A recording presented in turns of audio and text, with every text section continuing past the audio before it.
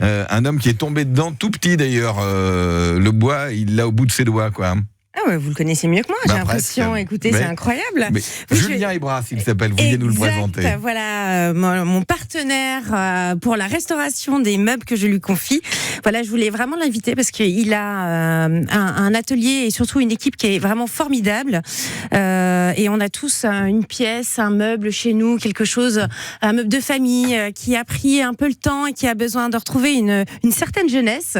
Et là, vous pouvez vraiment faire appel à ces qualités de restaurateur. Voilà, par ses mélets, Julien. Bonsoir Julien Hébras. Bonsoir.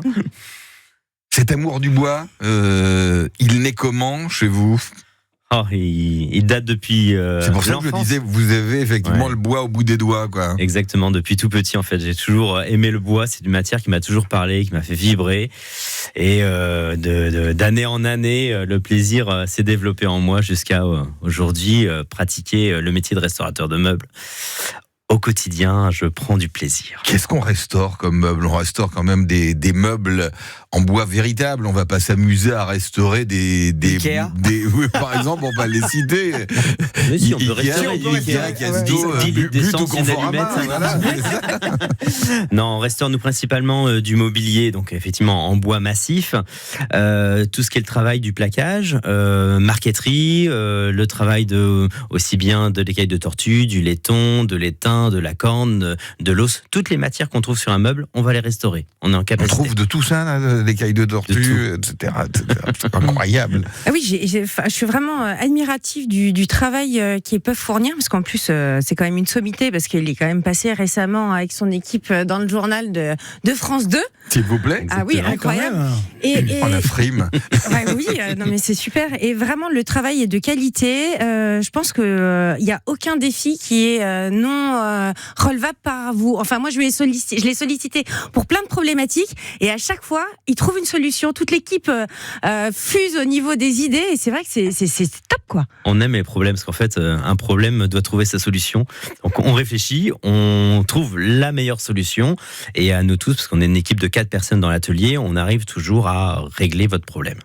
Jean-Éric. Je veux savoir, vous rénovez les vieux meubles, donc est-ce que vous mettez des papiers d'or ? Vous savez, parce que j'avais un copain qui était du côté de, je ne sais plus où d'ailleurs, de Rogny, et qui travaillait pour le château de Versailles, qui travaillait pour les... La feuille d'or, non, c'est un métier que nous on touche pas, c'est vraiment le doreur qui va opérer. D'accord. Nous on va pas toucher à cette matière-là. D'accord, ok. Pour la gueule de bois, vous avez quelque chose replonger dans le rhum vieux. Et vous travaillez alors pour du privé, vous travaillez pour...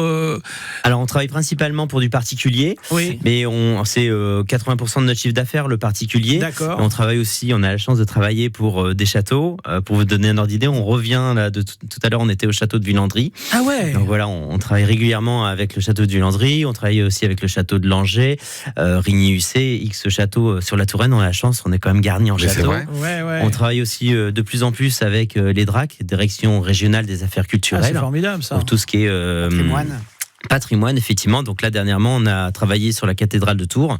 On a restauré le tabernacle en ébène et ivoire qui était à une époque exposé au château de Chambord. C'est intéressant, alors, en off, les personnes nous écoutent. Personne nous écoute. Bon, alors, je vais dire la vérité, tout est intéressant. C'est deux façons de faire. Voilà, mais c'est deux façons de travailler qui sont complètement différentes. D'accord. Et le particulier, c'est extraordinaire parce qu'il y a toujours une histoire de famille, une petite vie derrière l'objet, et tout ce qui est drac et compagnie.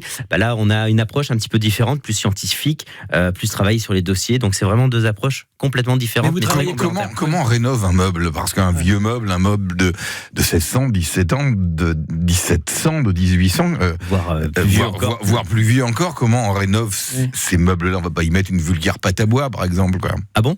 Non, je vous blague. Excellent. Non, en fait, ce qui se passe, c'est qu'il faut déjà avoir une bonne maîtrise. Mince. Il faut avoir une bonne maîtrise déjà de l'ébénisterie, de la fabrication, comment un objet est fabriqué, pour savoir comment le démonter, pouvoir agir au cœur du problème et pas juste surfacer le problème et qu'il revienne dans 1 an ou 2. Donc c'est pour ça qu'on est en capacité de démonter un meuble de A à Z, de poser une marqueterie complète sans l'abîmer, et de travailler l'âme directement du bois, reposer la marqueterie d'origine et refaire les manques.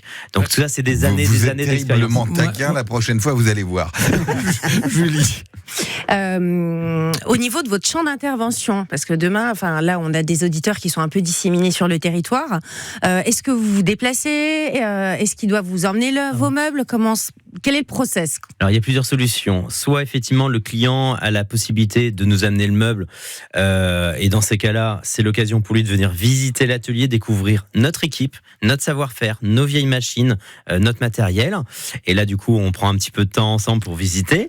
Et si le client ne peut pas se déplacer, ce qui arrive régulièrement, c'est moi qui me déplace. Je vais directement chez le client. On fait un devis face à l'objet. On prend le temps de regarder toutes les problématiques. Et avant de repartir de chez le client, il sait exactement ce que ça va lui coûter, comme la restauration, combien va lui coûter la restauration. Voilà. Restaurationdemeubles.fr, il y a le site internet sur lequel on va retrouver toutes les informations.